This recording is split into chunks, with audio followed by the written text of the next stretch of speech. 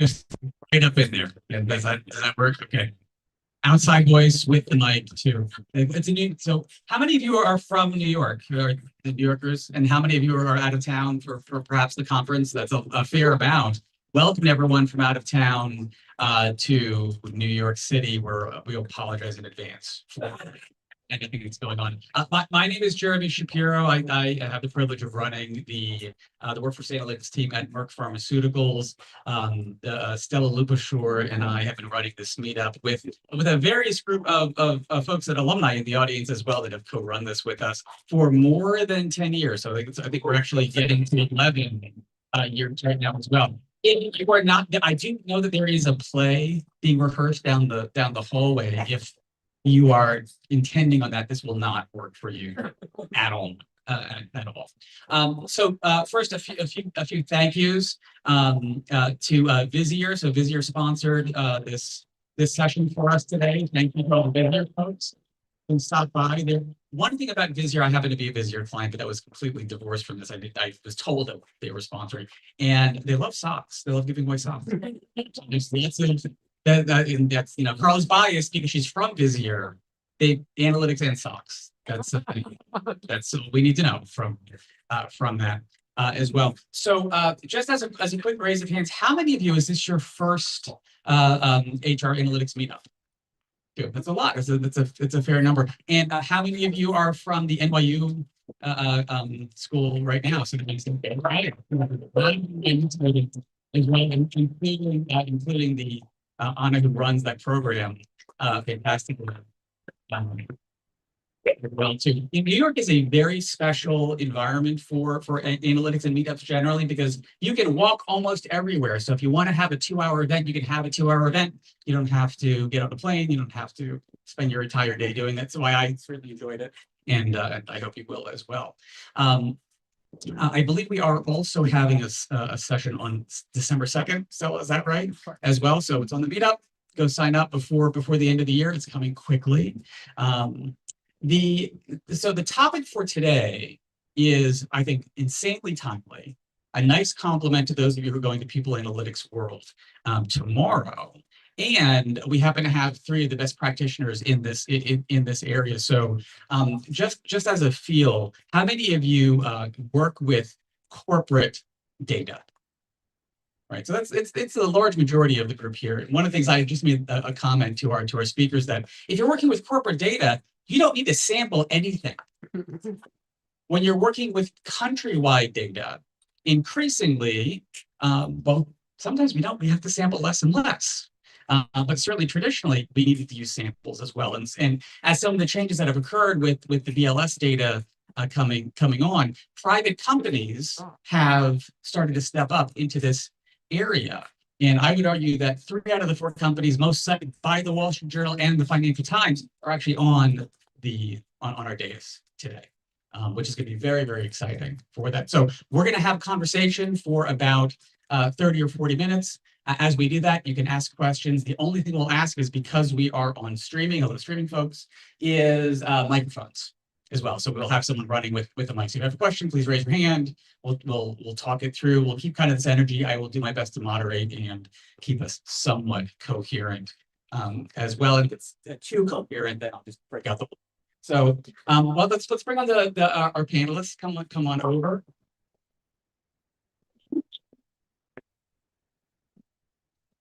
And I'm going to ask you each to introduce yourselves. By the way, we have water for you at your foot as well, just in case. You're prepared as well. Now you've got 6 waters by your feet. So let's start with you. Please introduce yourself to everybody. Sure. Can I do anything?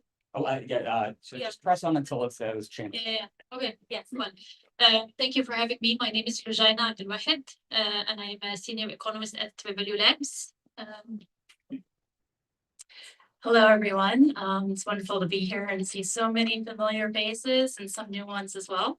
My name is Carla Garcia Williams. I work at Visier. I lead our professional services advisories team, and looking forward to having a wonderful conversation with these 2 amazing panelists.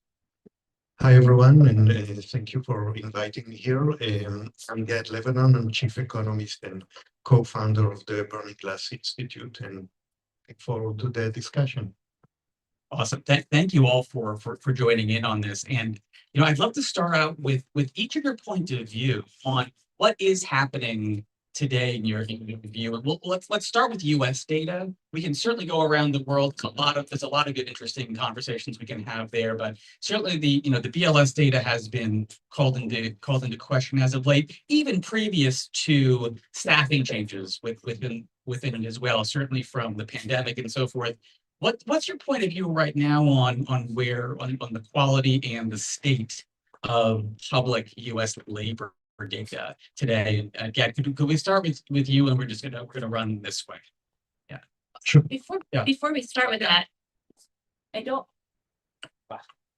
want to make an assumption that everybody is aware of what some of the changes that have happened. Want to just give a quick background? Sure. Yeah. So the MO, see if I can move this. It's I think why don't we do this?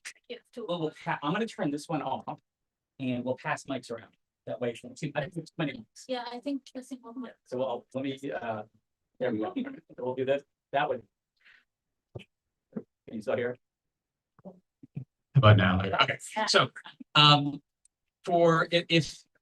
if you are in corporate America, you may not lean on BLS data as much as if you're in the public sector.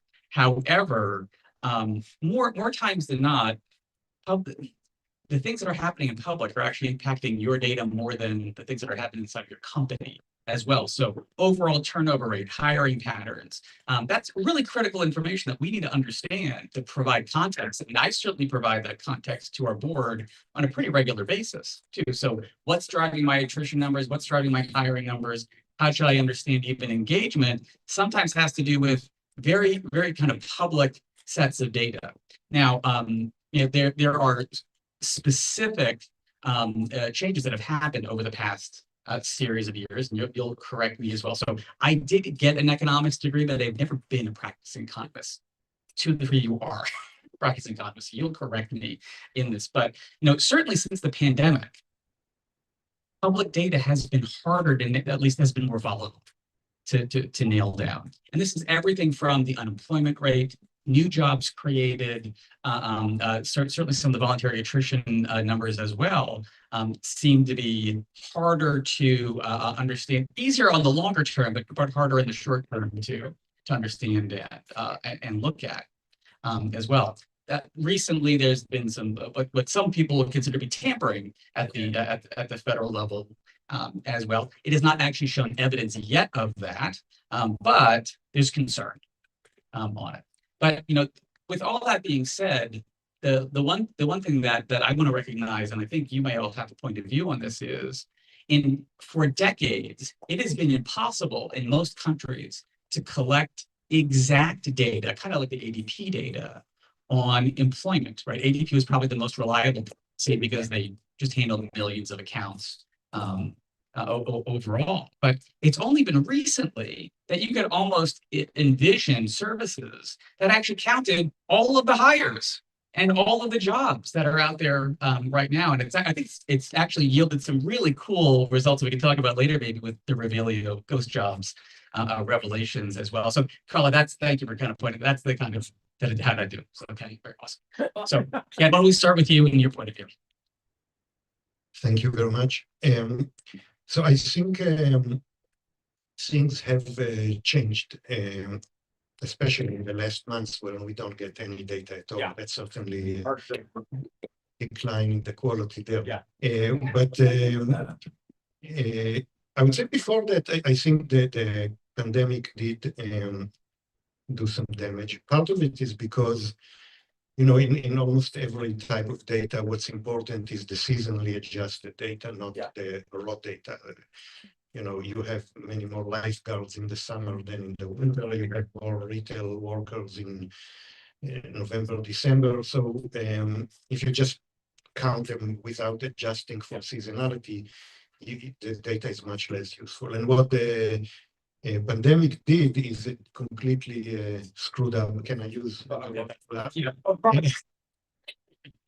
Screwed up the seasonal adjustment because in March, April 2020, there were huge declines, and after that there were huge increases, and that it makes it difficult. I don't want to get too many in the weeds here, but that created more volatility than was before. And I think there's also fewer and fewer people respond to surveys, which also reduces it. But in general, it sometimes takes when you don't have something to appreciate it. I know my daughters, once they went to college, they learned how to appreciate home. And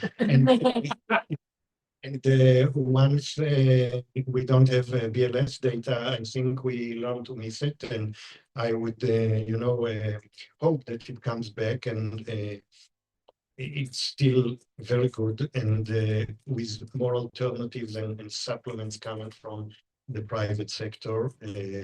So I just hope it comes back. Yeah. Don't we all? Thank you. Carla, what's your view? All right. So like Jeremy, I have a degree in economics, but I've always considered myself more of a socialist economics. So just I relate. Not okay. Not quite what I was going for. So one of the things that I think we turn to the government to be able to really provide is just reliability, structure. It's not going to be fast, maybe, but there's a degree of confidence that we would expect that something that there's governance. Yeah. And I think it's very unfortunate that there's a politicalization of that. But I think with everything that's a challenge becomes an opportunity, and as great as it is to have the standards that we have in being able to categorize our data by industry, by codes, by jobs. I mean, all of that is wonderful structure that laid a fantastic foundation for a lot of work that can be built on top of it. But there's also the need to be able to modernize and to speed things up. There are things that haven't actually been captured that I think we need to be thinking of. Just the world of technology and AI and jobs and skills. And there's such a fast evolution of the way that work happens. So I do think you don't appreciate what you have until it's gone. And hopefully it will come back. But in the absence of that, there is a rise of opportunity and competition, and the ability to be able to triangulate data a little bit more effectively to be able to get to some of those outcomes as well. Awesome, thank you. What do you think? Yeah, so I guess I don't think the BLS is replaceable in any way, because even though the private sector can step in and try to provide estimates for some of the things that the BLS publishes, there are other things that the private sector is not going to be able to do much about. So something like unemployment, like labor force participation, all the indicators that have to be estimated via surveys. Yes, some private companies can do surveys, but there will be a lot of question marks about whether people actually want to fill these surveys and actually, tell reality.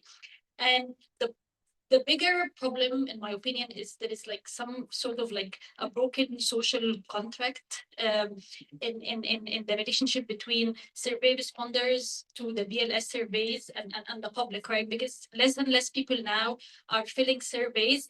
And most importantly, I think certain groups of the workforce are even more wary about filling these surveys because of concerns about being deported or being targeted or whatever, all the things that they can be threatened for. And this is actually very problematic because like some gaps can be filled by the private sector, but others are much harder to fill.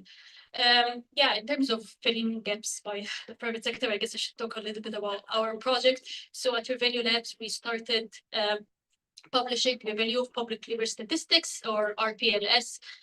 This is a monthly data release. It's public, it's free, it's just on our website, where we try to estimate total employment We have millions and millions of individual data from online social profiles on social networks, professional networks, and we use this data in order to try to estimate the total employment. And because we have all this micro data, we actually have a lot of granularities, so we can look at, we can look at employment by industry, employment by occupation. We started recently, there was a whole, freak out about immigrants and how, there are 2 million immigrants that disappeared from the CPS. We can also have some proxy for whether workers are foreigners or non-foreigners, and look at employment by all these categories. So yeah, it's an attempt, but again, the BLS is irreplaceable, and it's actually quite worrying that we don't have data in the first place so far from the BLS. So well, thank you for that. So we'll try to get to you. We'll see how that works.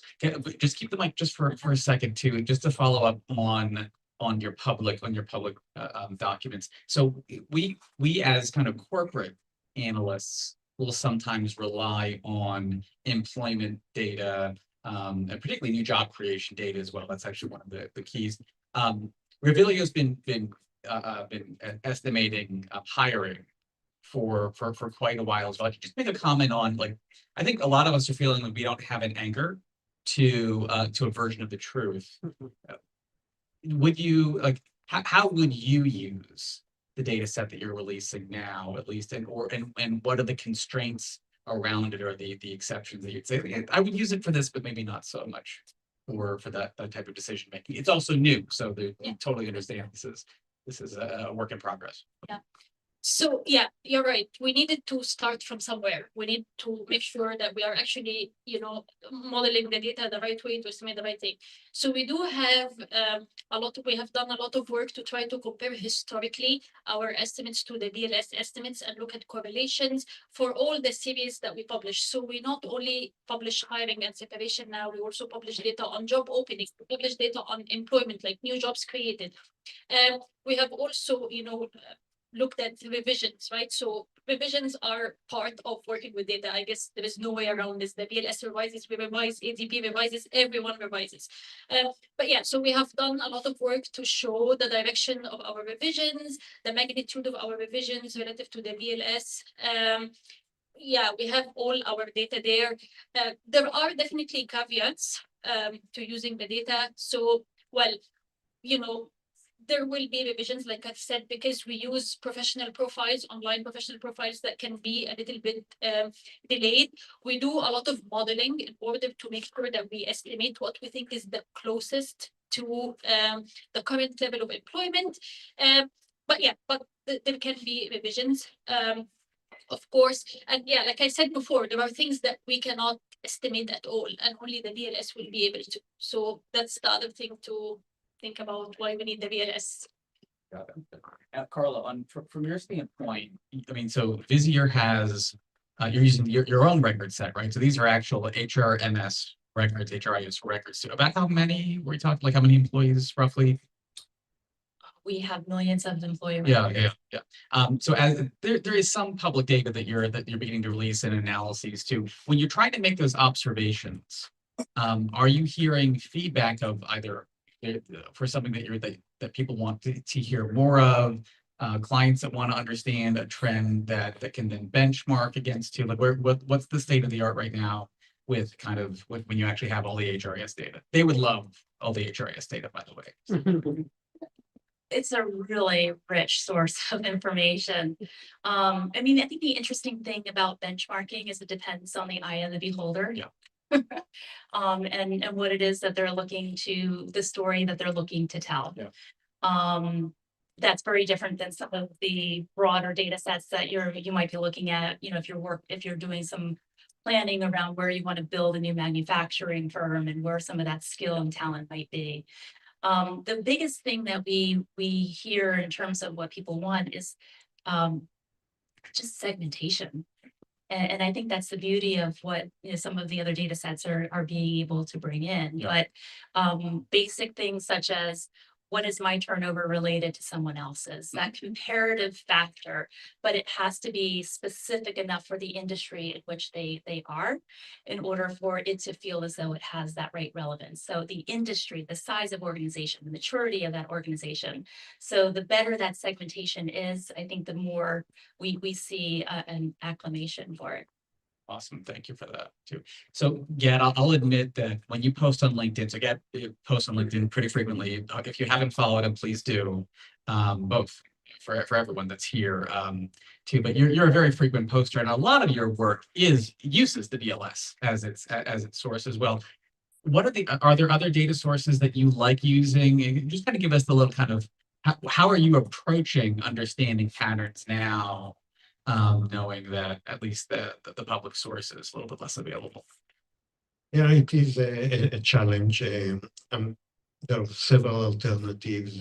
For example, there are all kinds of private sector surveys, and hopefully the Federal Reserve would also continue to publish some of the data, although I think they're also relying partly on the PLS, so they'll suffer from that. But so looking at historical relationship between those variables and the things that we're interested in, like the unemployment rate or job growth, and kind of using the information that keeps getting published to estimate what's not. Yeah, but to be honest, I'm really hoping that the shutdown will end soon, so I can go back if it becomes like a multi-month thing. I'll have to dig deeper into the alternatives. Okay. That's our moonlighting. Yes. Disco ball is coming out now. Excellent. Thank you. The shutdown. We talk about that. There's I think a few very relevant examples, and I think Revelio probably could teach us a little bit about the translation of large scale patterns in private data that translate to the things that are happening inside. Would you mind talking a little bit about ghost jobs and your finding on the job market, particularly in the United States, but I think it's kind of around the world? Yeah. Okay. Yeah, so we did this analysis maybe about like almost a year and a half ago now, and it just no, it's not. I mean, the results still hold though. Like we updated them. I think I'm telling the story from the beginning. Maybe it's not relevant. Results are still very similar, but yeah, after basically mid 2022, we are seeing hiring going down, like, but much faster than job postings are going down. So it was like a puzzle here, like we have all these openings, but where are the workers? So we tried, because we have the job postings data and we have the employees data. So we tried to see if people are actually getting hired, like are these real jobs or not? Of course, we don't know who exactly is hired for a particular job ad, but we can, we can proxy this, because again, the data is very, very granular. We know the location of the job, the title, and the company, obviously. And for the worker, we know the same thing. So if we look like within a window of time, we can basically see if companies are actually hiring or not. And we did find that a very big chunk of these jobs aren't, no one is being hired in them, right? And that, that is what is got to be known as ghost jobs. I think when we did the analysis, it was about maybe 40% of the jobs were ghost jobs. And I think the results are quite similar until now. So yeah, I mean, there are a lot of reasons why we can explain this, right? Like part of it is just companies are, testing the waters, want to stay relevant, want to know what's in the market. They don't exactly know what they want, and they're just like interviewing. But what we're seeing is that, like the decline in hiring is much faster than the decline in job postings, which means that there are a lot of open jobs that are not necessarily intended to be filled. And thank you for sharing that. I just want to observe one thing. This is the linkage between what we do in in corporate life and in larger public data is it's our employment brands that get impacted when 40% of the jobs that are out there aren't real. Now, I have a working hypothesis that some of this is actually recruiters never closing jobs and bad job wrapping, but recruiters have been closing jobs for decades. So it's really hard for me to pin that on recruiters alone.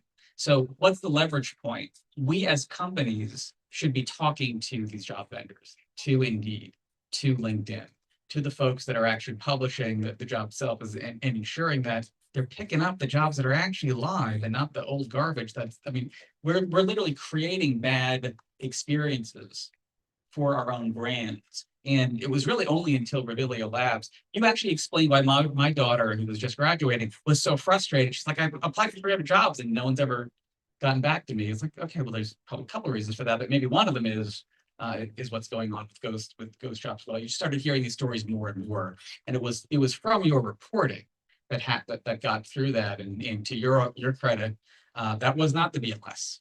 Right? That was a private company using large data set, uncovering patterns as well. And so maybe we'll go to Gad and then go to Carla on those types of ideas too. So I mean, Gad, I think you are masterful in making observations about overall trends. I mean, I recall lately you did analysis of college graduation rates, hiring, and you identified a root cause that I hadn't heard in the press anywhere else, and it's coming from a private institution. What can you just tell the story of what you found amongst college graduates lately?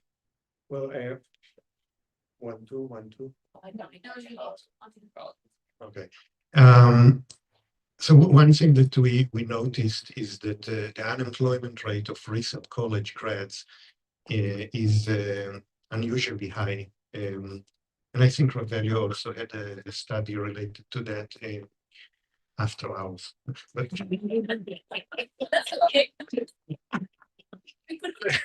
but yours was better. So yeah, so we found that there was a big jump and unusually high unemployment rate for in new college grads, and it was much more unusual than the unemployment rate of young people without a college degree. And you know, I don't think like once you realize that it's not doesn't sound too surprising, like you know, with everything we hear about the difficulty of finding a job right now, and with strong layoffs in several sectors, and just the weak job growth. For example, if you look at consulting, finance, and tech together, those are industries that used to grow dramatically in recent decades. And in the last 2-3 years, they are either flat or even declining. I think there is a big debate about that, how much of it is because of AI and how much of it is because of other reasons. It's hard to prove that anything is because of a specific thing, unless I don't know, we get 1,000 CEOs to come to the Congress and swear on the Bible that they laid off people because of AI. Otherwise, it's impossible to prove.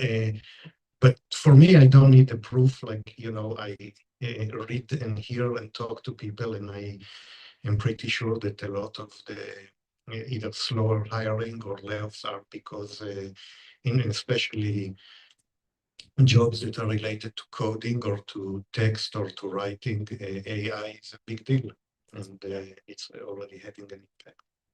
Yeah, thank you for that. And let's just acknowledge that it took us 29 minutes to get to AI. That is fantastic. And thrilled that it took that long for that. But okay, so we said the 2 letters. So Carla, certainly Visier is doing a lot of AI work right now as well. And you're also kind of, I think you know, certainly you and Ryan have a point of view on how it's kind of unfolding in the economy. Like what's Visier doing right now when it comes to AI, both internally and then also any point of view you have on the outside world? Okay. I will start with my point of view on the outside world, if that's okay. I haven't studied this, but I do have a recent college graduate. I have nephews and nieces who are looking for work, and it is incredibly difficult. So, and I also have the opportunity to speak with a number of CHROs that are also trying to figure out, what is this future going to look like, especially in the rise of this new world with AI, the compression on expenses. We do have very large organizations that are out there saying that AI is going to replace thousands of jobs within their organizations. And the economy is still uncertain. So I think there is a hesitancy to fill those open positions. I think that, we still don't know. The reality is we don't know what the impact of AI is going to be and how that's going to affect work and what the jobs of the future are going to be and what they're going to look like. And, as a result, it's a very complicated proposition to think about how you're going to plan the future of your workforce.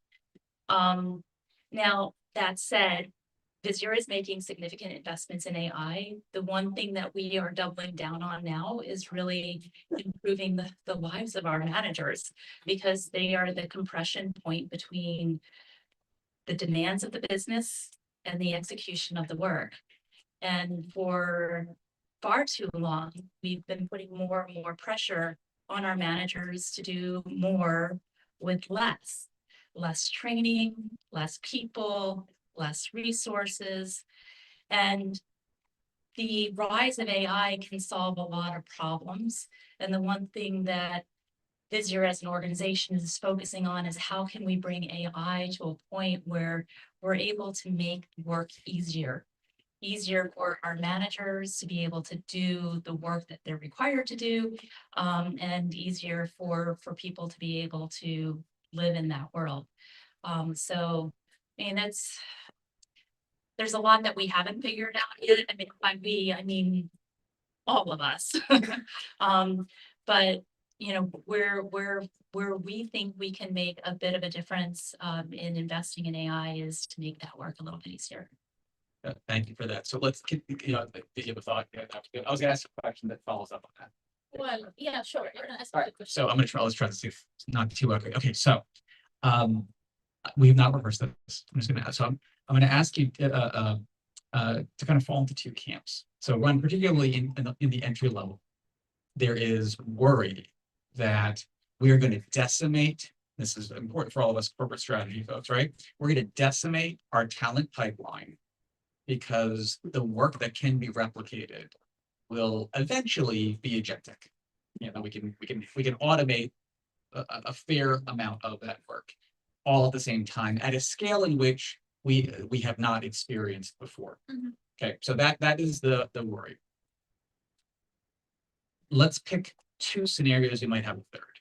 Scenario one is, oh my gosh, none of us will adjust this new reality, and we're going to have mass unemployment in the entry level, and companies are going to have a problem with innovation in about 10 years' time because the new brains weren't trained up to now do the stuff that wasn't already wrote, right? Because LLMs have a hard time learning new things. We can talk about that later if you want. So that's concept one. Concept two is we adjust. What did we have this conversation? I was not in this conversation in the 1950s when IBM Selectric started to market a typewriter where you didn't need as many typists to do this work. And the same thing goes for accountants. The same thing goes for a lot of professions. So do you have a point of view yet on where do we go? Like which side wins when we have another wave of entry-level work, replicatable work changing? Yeah, so Yeah. okay, so we did look at recent job postings and the activities that are included in them to see if job postings are changing. And we did find a lot of evidence that the components of the jobs themselves are changing. So, like that a lot of tasks are being omitted from job postings if they can be done by AI. So I think, given your two scenarios, I think I would fall on the second scenario where we will eventually adjust, because basically what we have to, in my opinion, what we have to go through is a period of adjustment where an entry-level job becomes something different, and a middle management job becomes different, and a senior job becomes different, and so on. It will just progress this way. Also, I guess we know from like previous economic research on previous waves of automation, previous waves of technology, that technology can be a brutal shock in the short run, but in the long run, we adjust, right? Humanity has adjusted to a lot of big things that people thought that, oh, that's it, we don't need workers anymore. But every time we need workers, because, that's just how humans progress. So I think it's going to be a period of adjustment for what makes an entry-level job. And, I guess that the natural thing to think about is how education, the education system, especially higher education, should actually adapt to this, right? Like, you probably don't need to teach students certain tasks anymore because, they're just never going to use them. So I guess there is a lot of work on like the education system in general, to adapt to these changes in order to prepare graduates that are able to take these new entry-level jobs that are probably, by today's definition, of entry-level jobs. That's fantastic. Do you have a point of view? Yeah. Okay. Unmuted. So fast.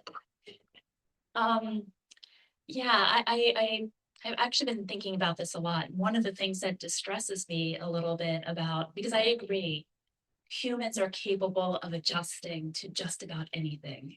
That's what we do. We adapt. And this is going to be no different. There's going to be an adjustment period. We will adapt and figure out what comes next. The thing that I've been challenged with is what happens to our future leaders in a world where many of us learn through entry-level jobs where you're doing the hard work, you're doing the figuring things out, you're in spreadsheets, you're just doing the work no one wants to do. Now that work is gone, but you learn something. You learn what's right. You learn what's wrong. You learn how it works. And with AI taking out some of those entry-level tasks, and you don't need to think about how that works anymore, where do those critical thinking skills then get developed?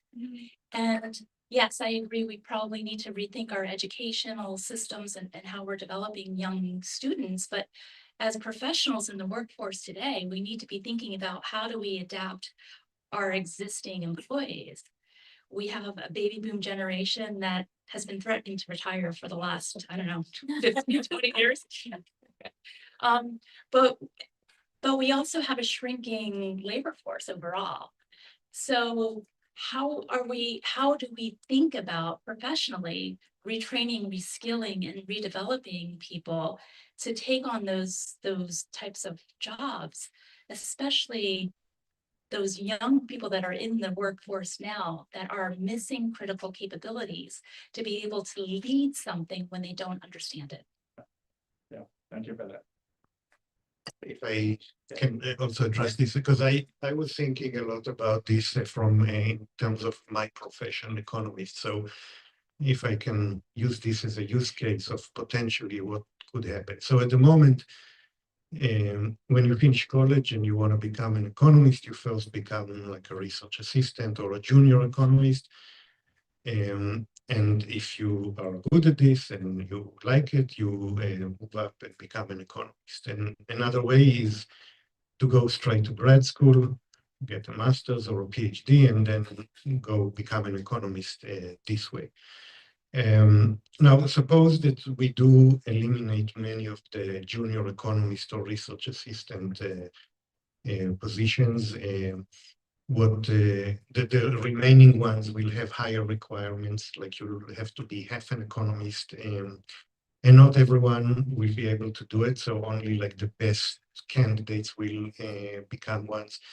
And probably more will go to grad school immediately. And if it's not enough and there is not enough pipeline, not enough economists, then the salary of economists will go up, and then more people will go to grad school because they want to. And Yeah. the salaries of the super duper research assistants, it will also go up. So people will not go to McKinsey, but will become a junior economist. And that's how the market will solve the problem. So it's not immediate. There will be maybe periods of shortage, but I think that's what will happen, and not just among economists, among other things. So there'll be a cost, but eventually the market will figure it out. That's fantastic. Turn this back. Yes. So I'm going to add, we're going to start with questions in a moment, but I just want to observe first that there's a lot of talk about automating entry-level jobs. A lot less talk about AI CEOs. And it is not a given that one role is more automatable than the other role as well. I mean, one of the things that I'm particularly fascinated with, which the term was completely stolen from the world of economics, is the AI frontier firm, which is the notion that there will be a company sometime, I don't know, some there people are guessing on when, that will have $1 billion valuation with one employee. So that world might come to us at some point soon. It might be one of you in the room staring at the person it might come from as well. So live coding is powerful. So let's start with some questions. And can someone run on the mic? Is someone gonna? Are you gonna? Oh, here our mic runner. What's your name? Mel. Mel. Thank you, Mel, for doing this. Okay, so we've got a question over here.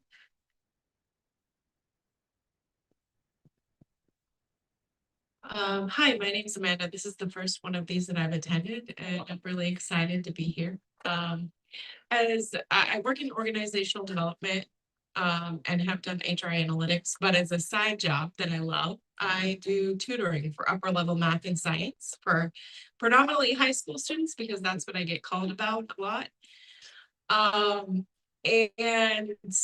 I'm finding really interesting some of the discussion about concern for, because a few years ago I started being contacted by parents who would say, oh, my kid's using AI for their math, and I was always like, okay, great, let's have a conversation about how we can use this tool to make sure that we're learning. How can we use it alongside? And it was a kind of a surprise reaction, but I wonder, to the point of the question of like the 1% company that's valued at $1 billion. I'm not so worried about the younger population, at least based on these younger youth that I'm working with. They seem to be able to interact with the material. Like if you give them an objective, they can figure it out. And so I think part of the question is like, can we be open to people getting to pathways that maybe don't look at like the pathways that we took? I know for me, some of those like nitty gritty, like, oh, you have to do X number of hours on a spreadsheet, that can also look like, I don't know, like it also lends itself to other dynamics, which maybe people don't have to go through to get to different places. So if I could, I'm going to do Jeremy GPT and suggest that I turn this into kind of a skills question, if it's okay with you. Yeah. Which is, as you think about skills and fungible skills, and everyone's done some skills work on this too, the role of specialized skills versus general skills in what you're seeing, the job description data that you're seeing right now, and kind of just generally where you think the trend is going. Let's start with Revelio. Okay. Yeah, so what we were seeing in job postings is the skill or the tasks that are being eliminated from job postings are the tasks that basically require like more of, I wouldn't call it either specialized or technical skills. It's basically tasks that can be done by AI, because AI can actually do sort of both, with different degrees of proficiency.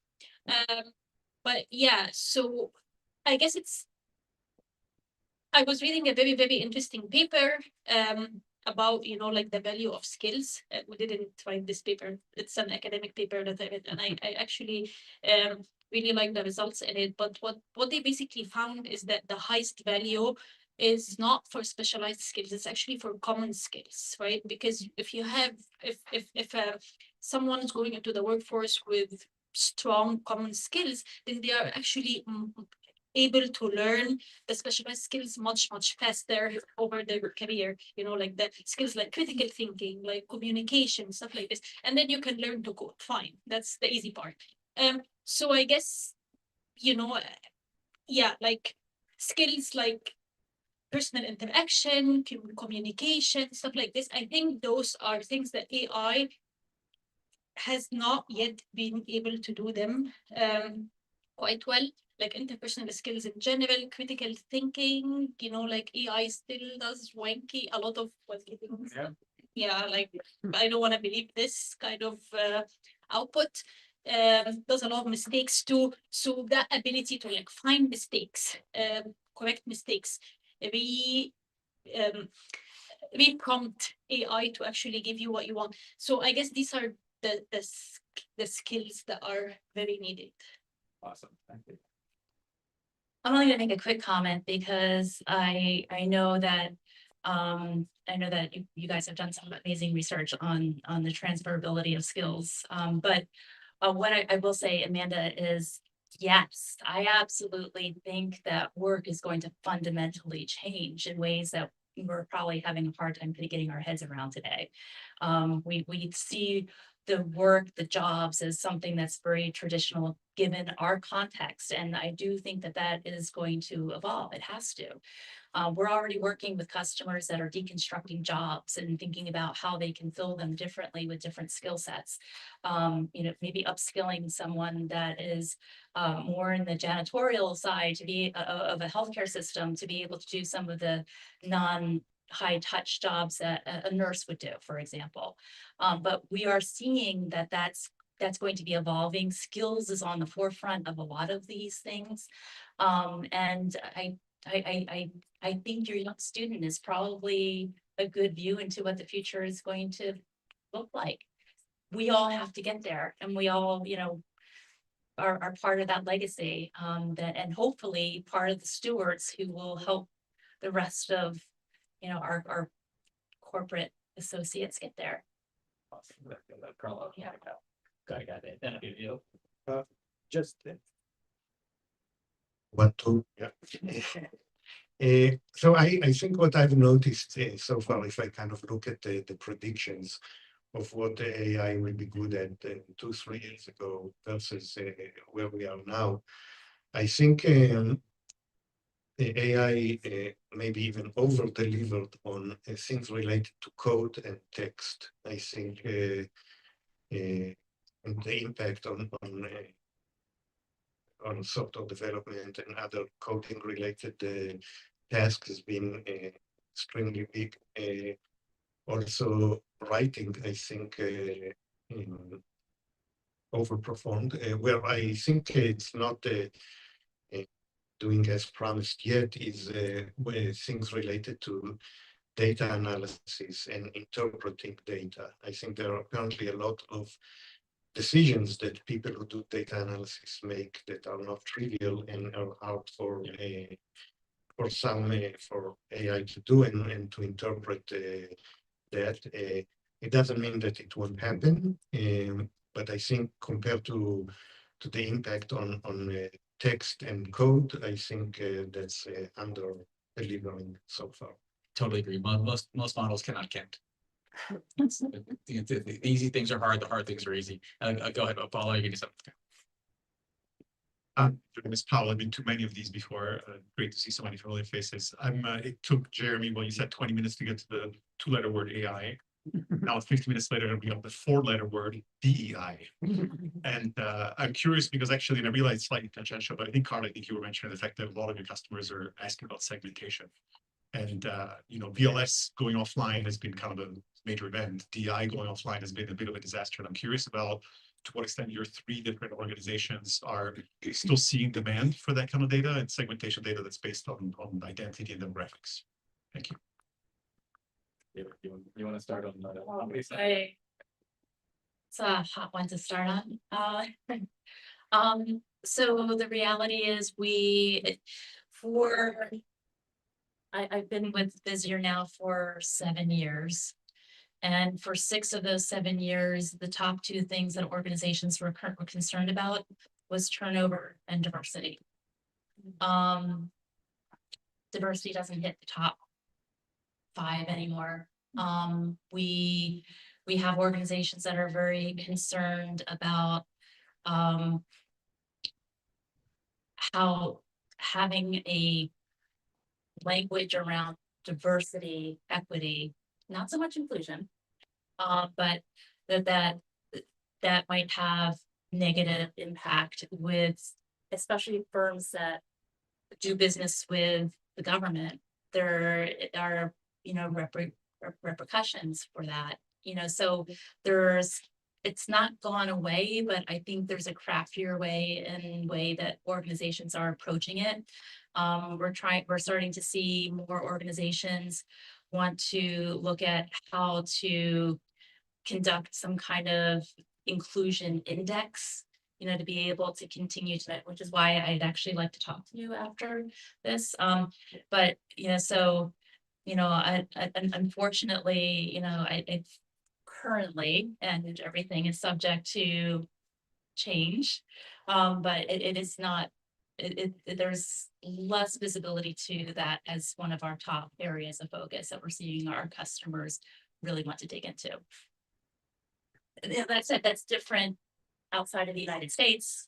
But for those organizations that are primarily headquartered and managed here, and particularly those that have work to do with government. So I think there's definitely less demand for DEI information, but we are actually going to increase the supply because it turns out that the large language models are very good at identifying, for example, people by race or ethnicity or gender, and not based on pictures, by the way, but based on name, location, other things on your resume. It turns out you can get pretty accurate estimates, and I think the day where data will be available on the very specific kind of racial and ethnic and gender distribution by specific occupations in specific companies is very close, and so maybe there'll be more information and less demand. I don't know what will be the equilibrium, but I think both of those things are happening at the same time. I just want to, just to add something very quickly. I think the reason why organizations are maybe not being forward with it, just with a labeling, but still interested in figuring out how to measure the inclusion, is because it does make a difference.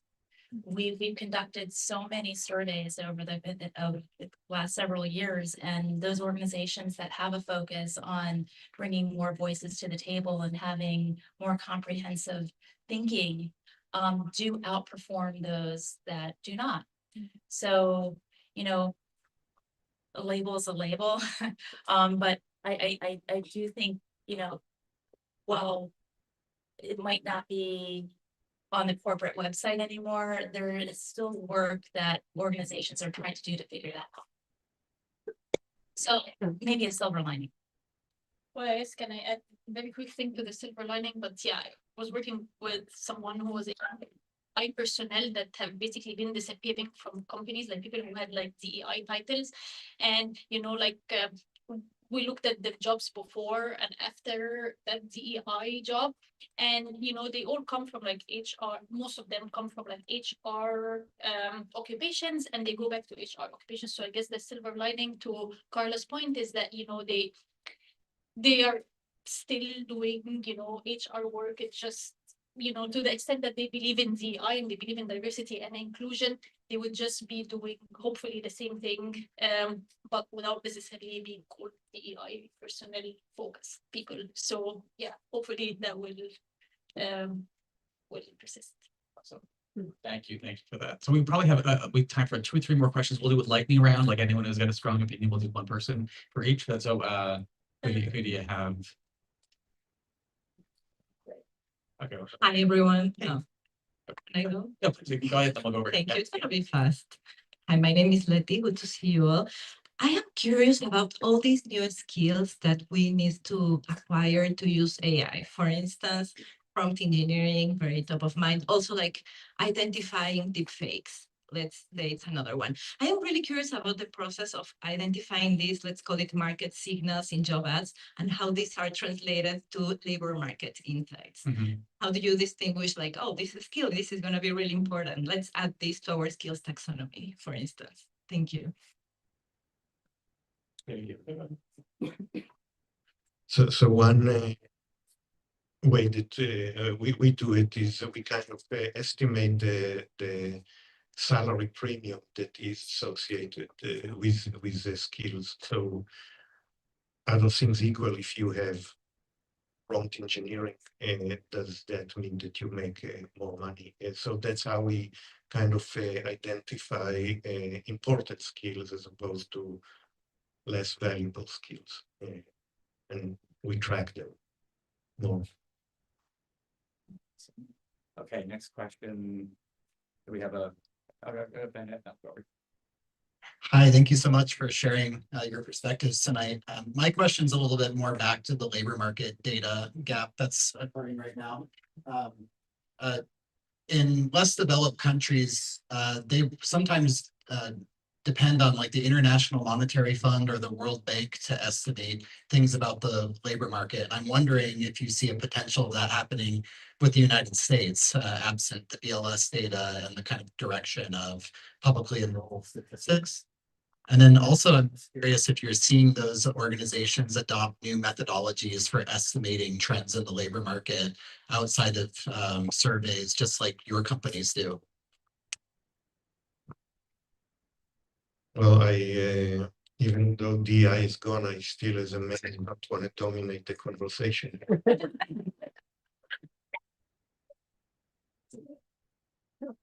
Yeah, sure. Well, I guess I might be wrong, but I think international institutions actually get their data from statistical agencies in these countries. So I am not sure how much they can do for the US if the international if the statistical agencies are not producing data or the quality of the data is questionable. And I guess hence the value of private data to complement public data. Again, it's not a replacement, it's just a complement that can help make things more timely, double check the accuracy, deal with situations where data is sparse, or we have questions about reporting and so on. Awesome, thank you. You had a question over here? Yeah. Oh, hi there. Yep, there it is. Okay. Thanks for doing this conference. And I had a question, if you think any industry might be taking a pause and a step back from adopting AI. Like, for example, professional services, people who rely on advice, in the fact that AI might not be giving the best advice. And also for their talent pipeline, like how do you become an attorney if you don't need and learn to do those large discoveries and learn how to write a document? Anyone's view?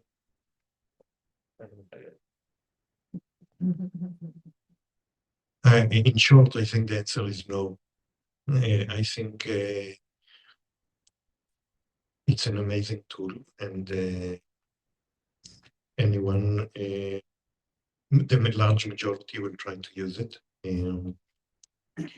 I think one thing that I, as a big user of AI myself, I think on the individual level, there are positive things and negative things. So, for example, when I write, I use AI all the time, and it helps me a lot, especially as non-native speaker. And sometimes it comes up with sentences that are just brilliant, and so I use it all the time. On the other hand, it kind of makes you.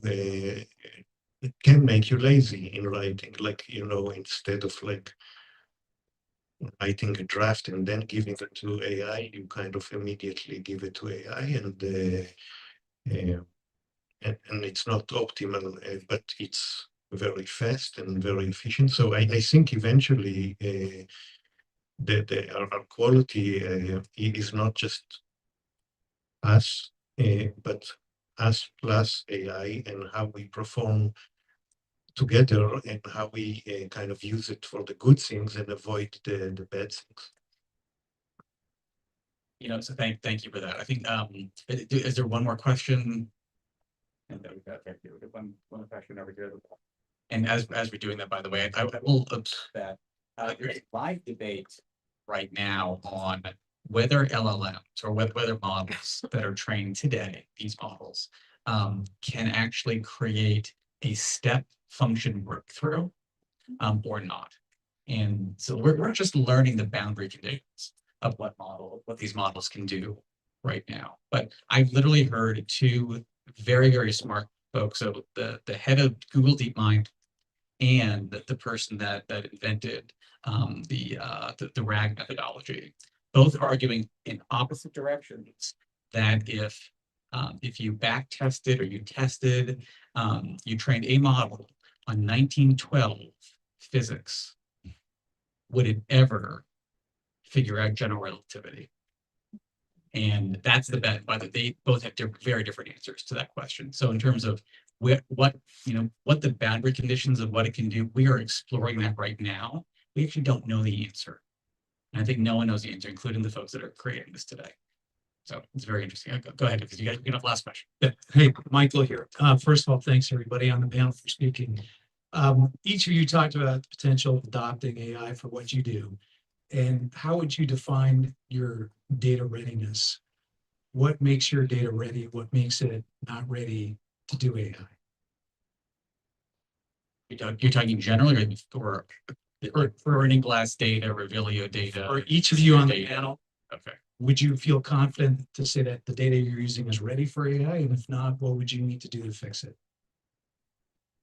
I can start with a perspective. Okay, so we work with a lot of customers who are on the threshold of introducing AI within their organization. We actually have an AI tool that's embedded within our analytics platform to make it easier for someone to just simply ask a question.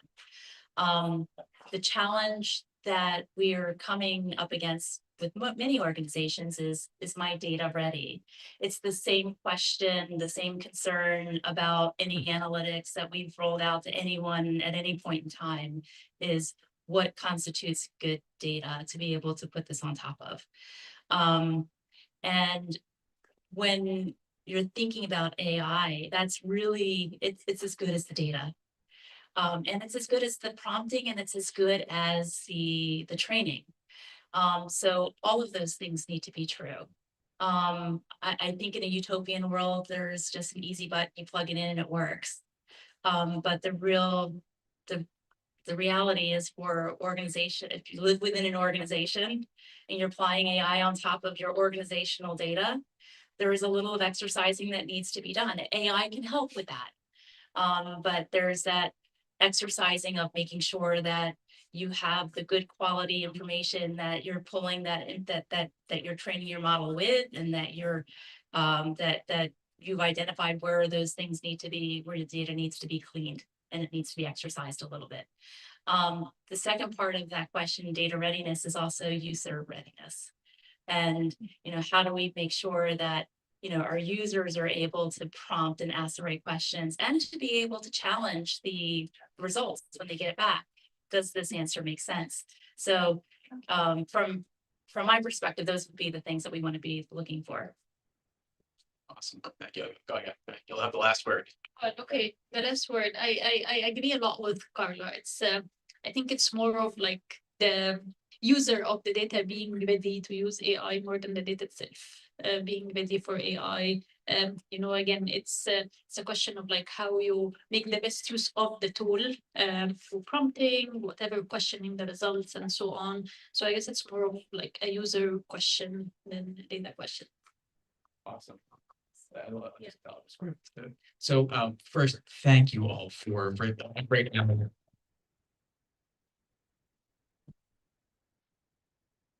So I took away a bunch of things from this as well, and I think one of the themes that I'm certainly hearing is the state of private data today is a great way to augment and maybe try to reconfirm a trend that you're seeing internally that you want to try to understand some context to the outside. It's certainly of a high enough quality to either change a program or look or kind of speak to vendors about what's going on. And I'm also hearing very clearly we need the public data back. As well. So thank you all for the efforts that you've taken in making in observing what's happening around the world. I can tell you that inside of the companies, it's changing the way that we think. So please keep on publishing. And if you have not followed them, please do as well. It is absolutely well worth reading. And thank you for all coming today to see this. There's a lot of folks that are new. We have the room for about an hour. You're welcome to stay, have some more food. Shocking that there's still liquor left. Go for it. It's New York, right? There's one other tradition that we tend to have, which is if you happen to be hiring or you are looking to be hired in some way, we designate a part of the room to kind of mosey to that area as well. So we'll do it kind of, I guess, where like the cafe tables are in the back over there as well. So we can just kind of make that the employment area. I can tell you that many people have gotten jobs from that type of corner. 2 unconfirmed relationships. I don't want to make that happened, but I've got a strong feeling as well. Thank you again. Thank you everyone online and